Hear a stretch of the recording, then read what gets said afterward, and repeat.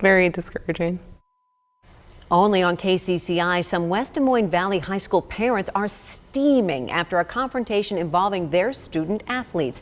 The parents describe a standoff between the Valley girls wrestling team and two male coaches from the girls basketball team. The confrontation happened in December inside the girls' locker room. KCCI's Marcus McIntosh spoke with some very upset parents. Marcus. James and Stacy, I spoke with at least a half dozen parents on the phone who tell us their outrage exploded because the male coaches went into the locker room when some girls on the wrestling team were in the shower.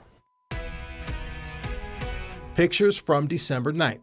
Sent to us by a parent of a Valley High School girls wrestler, who tell us it shows two male coaches of the girls basketball team in the locker room. At the same time, members of the girls wrestling team were in there. The girls were very adamant that they told the coaches, you can't be in here.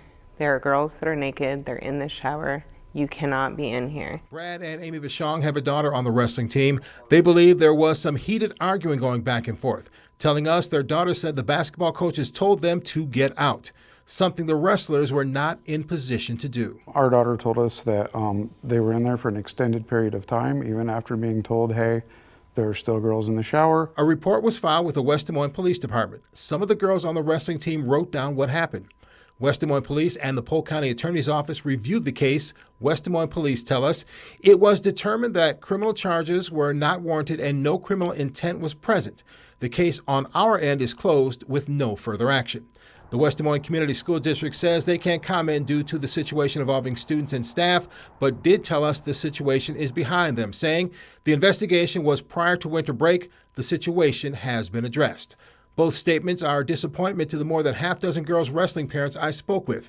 They believe their girls have been failed.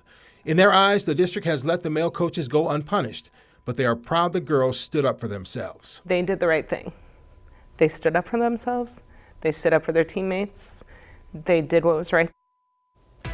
Along with one of the coaches fired, the parents want an apology from those coaches who went into the locker room, something they say they have not received. Now, we reached out to the district and the Iowa High School Girls Athletic Union to find out if either has a policy for male coaches in female locker rooms.